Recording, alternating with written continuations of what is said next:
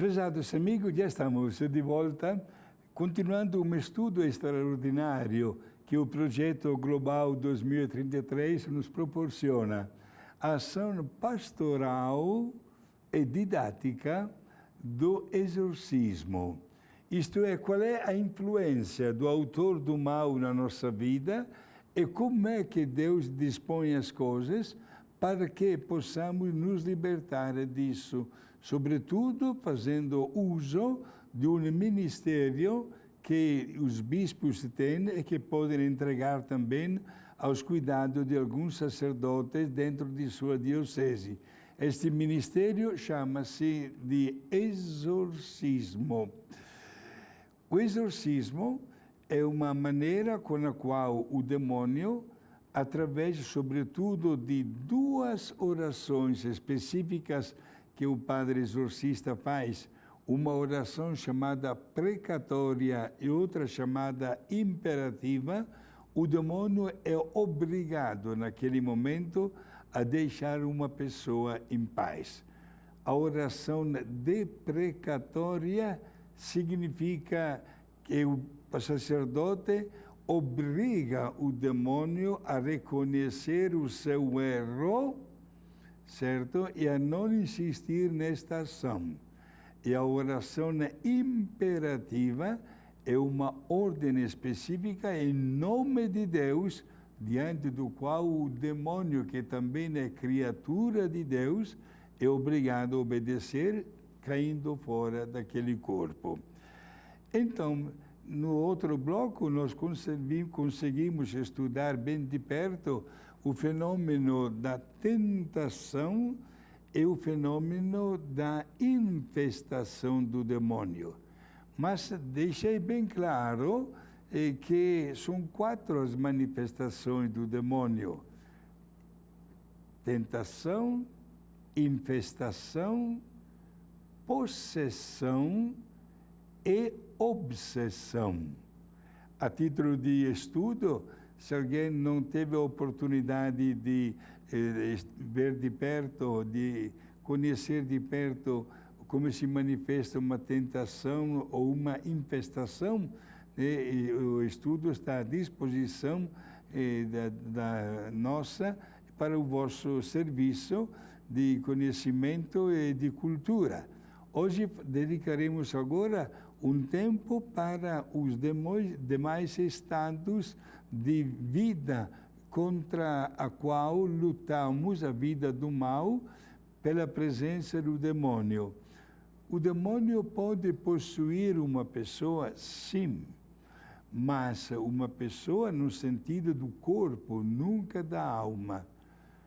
É muito importante esta frase, para deixar uma resposta pronta e segura diante de pessoas que logo perguntam: Padre, se uma pessoa é possuída pelo demônio, significa que vai para o inferno? Não. Temos na história, inclusive, até grandes santos que sofreram na presença do demônio. São João Bosco, São João Maria Vianney, grande Santa Catarina de Sena, etc. Padre Pio, São Padre Pio nos dias de hoje, como sofreram devido à presença do demônio, de uma maneira até mais violenta do que a possessão.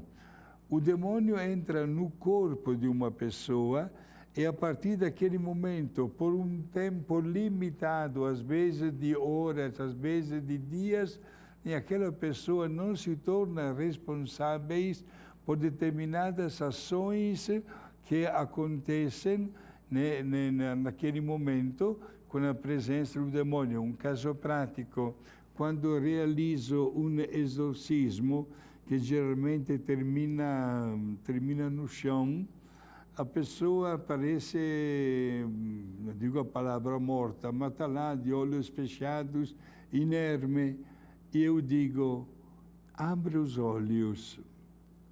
Abre os olhos, e aquela pessoa abre os olhos. E a primeira coisa que eu mostro para aquela pessoa é um crucifixo. E dá de notar como aquela pessoa né, com esforço, pega o crucifixo e dá um beijo. E não se lembra que 5 minutos antes havia cuspido naquele crucifixo. Aquele beijo que esta pessoa dá é o sinal que o demônio foi embora. Aquela pessoa está libertada. Porém, libertada, dizia no outro bloco, e volto a repetir, não é uma garantia para um outro retorno do autor do mal. É porque o sacerdote deve dar o devido acompanhamento a uma pessoa, não só através de um exorcismo, mas repetindo o exorcismo várias vezes. E o que é que acontece repetindo o exorcismo várias vezes? Toda vez que se repete o exorcismo, se enfraquece cada vez mais o poder do demônio, até o ponto que um dia ele vai dizer de não ficar mais no corpo daquela pessoa. Teve casos, até está escrito num dos livros do grande exorcista, Padre Gabriel Amorth, no qual ele declara que teve que fazer exorcismo numa pessoa uma vez por semana, por 10 anos de seguida. Vejam só, o demônio é cabeça dura mesmo. É porque se há uma coisa que Deus quer que cada um de nós faça, é aquele de evitar qualquer tipo de máscara de falsidade ideológica ou até de hipocrisia. Porque será o demônio que se faz forte disso como espírito e será capaz de bater palmas na hora e de colocar a vergonha na cara de cada um de nós quando se trata de reconhecer os nossos erros. Por isso, é uma realidade a possessão diabólica. Padre, é somente a pessoa que pode ser possuída? Não, também um animal. Também o demônio escolhe. Às vezes pode ser também um quarto, de morar dentro de um quarto, digamos assim, como se tivesse um corpo humano, né? De marcar a sua presença mais destacada num ambiente, numa casa. Alguém poderia perguntar, padre, mas assim, a título de curiosidade, quais são as vítimas preferidas pelo demônio? As pessoas que vão contra ele, a começar pelos padres, a começar pelos padres exorcistas também. Eu sei que o demônio não quer a nossa ação. E tantas vezes, se eu me preparo para um exorcismo, se o exorcismo é amanhã, o meu telefone nesta noite toca um monte de vezes para atrapalhar o descanso do padre, porque o demônio sabe que vai apanhar. Portanto, meus amigos, como é que se vence a cilada do demônio? Determinada renúncia. Jesus deu até também umas dicas. Jejum e oração. Se amanhã eu tenho um exorcismo, eu, Padre Guido, exorcista, hoje não almoço e nem janto. Hoje multiplico também as minhas orações. Me preparo, como também exijo a preparação imediata da pessoa possuída pelo demônio. E a pessoa diz, padre, mas eu estou com medo, porque, sabe, como me falaram isso e aquilo. Não, não tenha medo da palavra do sacerdote. Faça uma santa confissão. Procure, ao mesmo tempo, libertar-se, ou querer libertar-se desta opressão. Nunca mais bote pé naquele centro para cá, naquela religião para lá. Procure não falar dessas coisas com ninguém, porque nesse assunto tanto delicado, quem menos sabe, mais, infelizmente, abre a boca.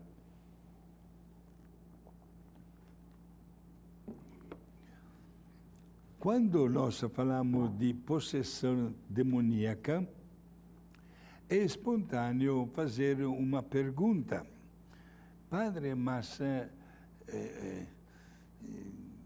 ninguém de nós gostaria, né, em primeiro lugar, que isso acontecesse, mas quais são as ocasiões que facilitam isso? Por isso entra o demônio novamente com a sua palavra, que é verdadeira na hora do exorcismo. Traição do credo, pecado de superstição e pecado da luxúria. Olha, gente, que são 3 palavras fundamentais. Traição do credo, não viver de acordo com o credo que nós professamos a partir do nosso batismo. Certo? Mas, padre, quando nós éramos pequeninos, foram nossos pais, os nossos padrinhos. Agora aconteceu cada coisa na nossa família, até o padrinho mudou de religião, ou se separaram, etc. Mas você também não é mais criança. Então você, como pessoa adulta, procure aprofundar o seu credo. Procure viver como um autêntico cristão. Isto é, quando o demônio nota a facilidade de entrar no corpo, é devido a esta falta, né, de fé, traição do credo.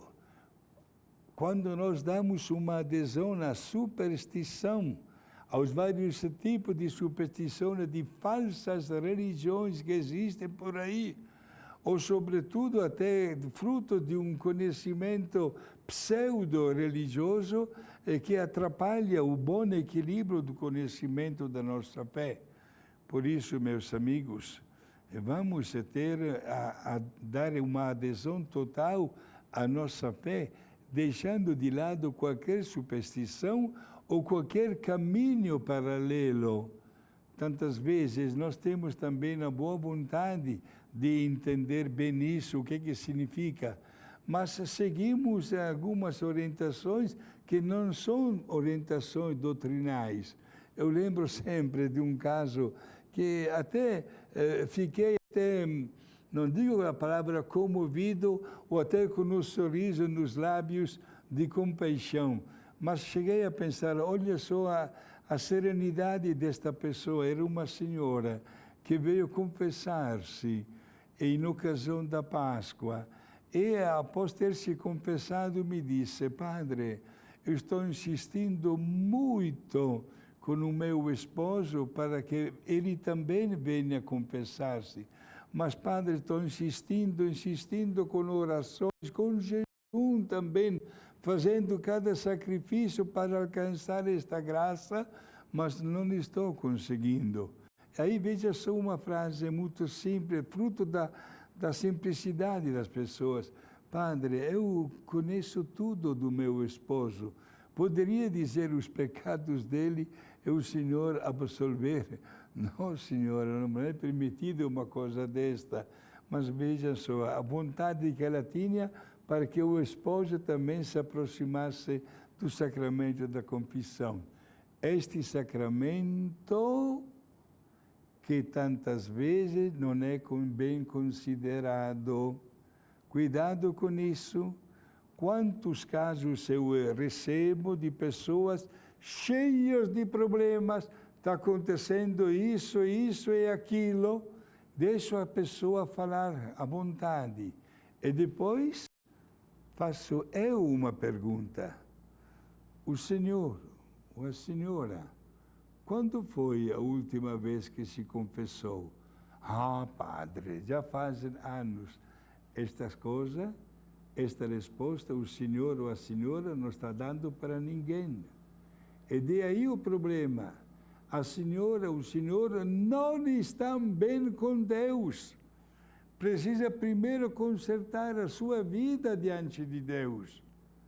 E quanto mais nós estivermos com uma vida sacramental, mais força receberemos para não cair na cilada do demônio. E assim acontece que muita gente acaba deixando de lado 2 sacramentos, a confissão e a Eucaristia.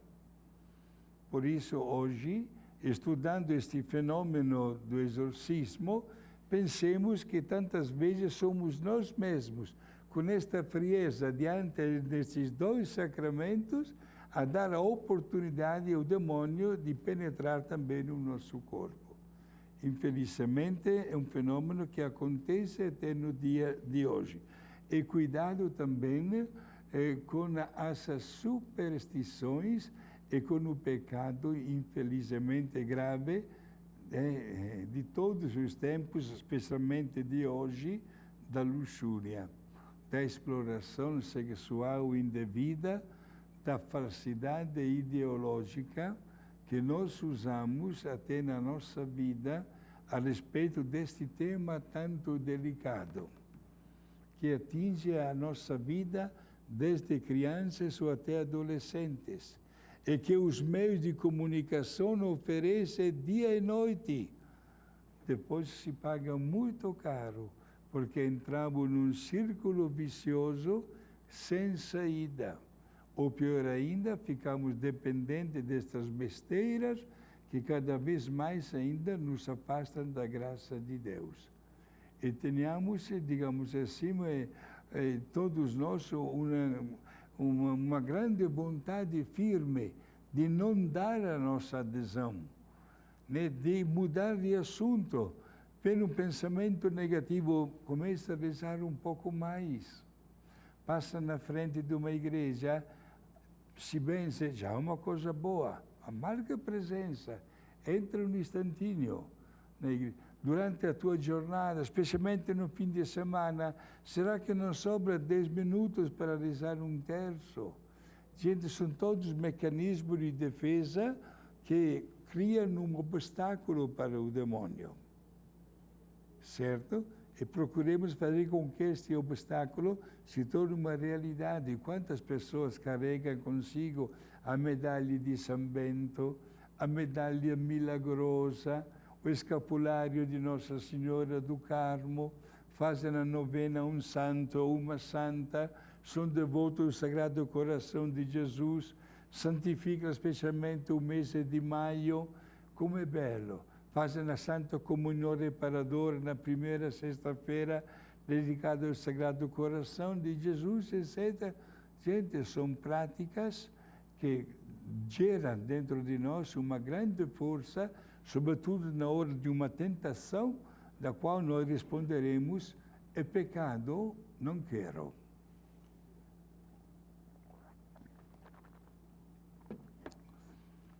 A possessão tem também mais uma característica, isto é, uma possessão maior, mais grave, e que adquire o nome de obsessão demoníaca. Isto é, quando o demônio usa também a violência com aquela pessoa. Quantas pessoas, às vezes, pegamos um Padre Pio, se levantava de manhã com as costas cheias de sinais, o demônio havia criado nele feridas autênticas. Estou acompanhando o caso de uma pessoa que é jogada fora da cama. Mandei o mesmo aconselhei a colocar também um colchão no chão. Pessoas que recebem uma influência também física do demônio. O demônio que está cheio de raiva contra aquela pessoa, porque é santa, porque sabe que ele vai apanhar. E aqui na vida humana não dá sossego. Dizia há poucos instantes, o demônio faz de tudo para afastar-nos da graça de Deus. Assinei, por exemplo, o fato que se amanhã eu tenho um exorcismo, o meu telefone esta noite toca 50 vezes, talvez até mais, inclusive. É ele, né? Não tem ninguém que fala, é ele para atrapalhar o meu descanso. Aí até dentro da casa onde eu moro com mais padres, os meus colegas padres me dizem: Padre Guido, se o senhor quer descansar, desligue o telefone, assim pode pelo menos dormir em paz. Mas eu respondo para os meus co-irmãos com uma pergunta diante da qual eles também levantam os braços, não sabem responder. E a pergunta é esta: esse é o hospital, ou os hospitais que chamam? Na cidade onde eu moro, Bauru, São Paulo, tem 5 grandes hospitais que chamam o sacerdote qualquer horário do dia e qualquer horário da noite. Quantas vezes, em plena noite, 1, 2, 3 horas, eu estou nos hospitais dando assistência àquela pessoa que faz questão, né, de uma bênção, de uma confissão, etc.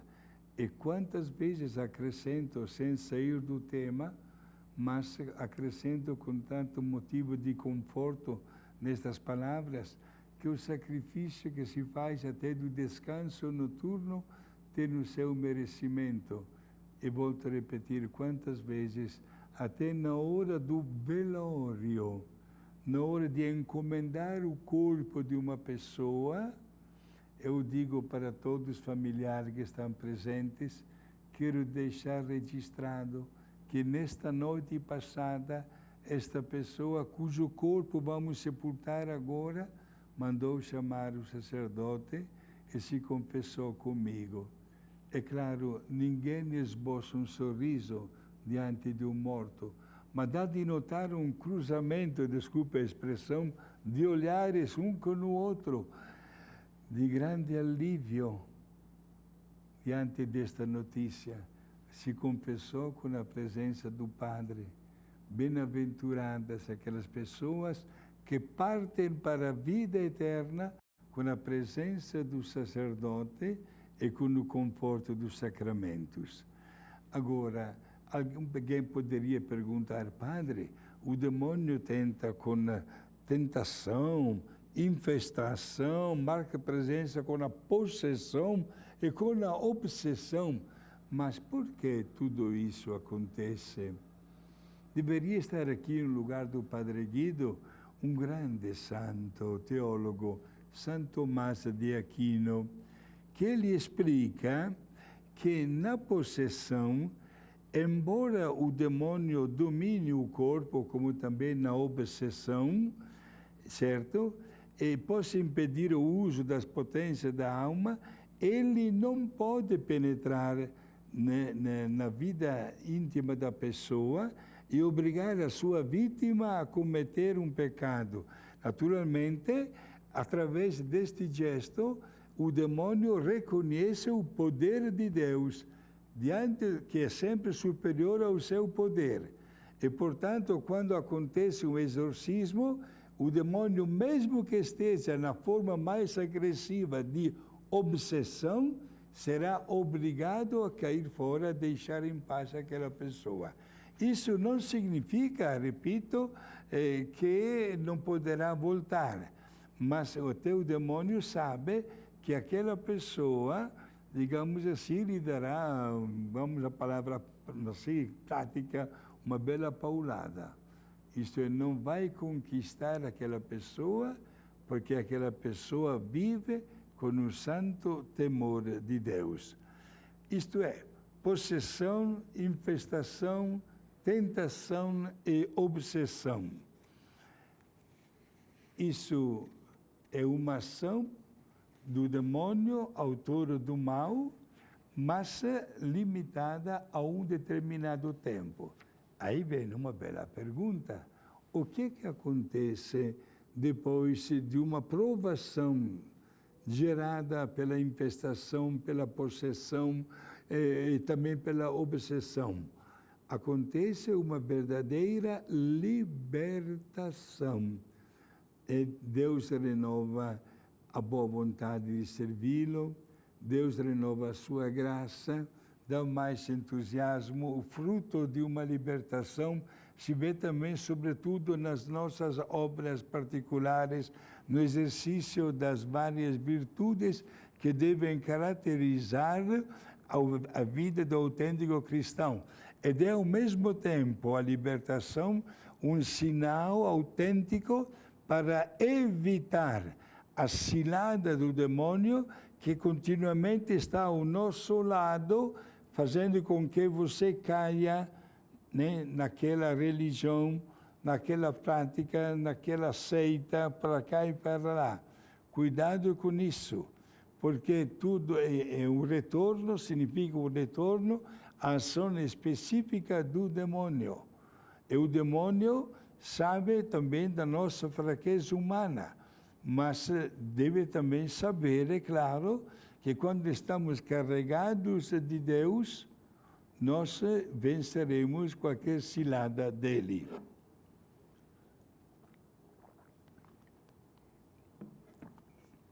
Por isso, no pleno respeito de tantas outras religiões ou seitas, saibamos vestir a camisa do nosso time. O rito do exorcismo que o sacerdote ou o bispo faz comporta uma leitura, a invocação, tipo como a ladainha, e de aí naturalmente que o demônio começa a gritar, sobretudo quando escuta um nome e com vários belos títulos de Nossa Senhora e dos grandes santos, santos que lutaram contra ele, que ganharam dele. Ele grita. A um certo ponto o sacerdote coloca a sua estola, olha que belo gesto, sobre a cabeça da pessoa possuída. Aí são mais manifestações. Às vezes dá até um certo medo. Vendo, por exemplo, uma mulher desculpe a expressão, de 40 quilos, que adquire uma força extraordinária, às vezes 2 ou até 3 homens não conseguem segurá-la, né? Quando o sacerdote asperge a pessoa com água benta para exorcismo, água benta no corpo de uma pessoa possuída dá efeito de uma água fervente. Aí que começa mais uma vez os gritos.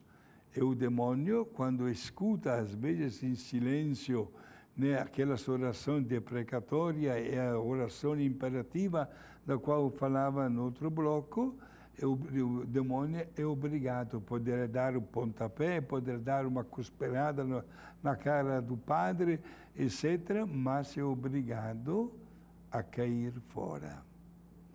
Hoje assistimos a tantos exorcismos no mundo.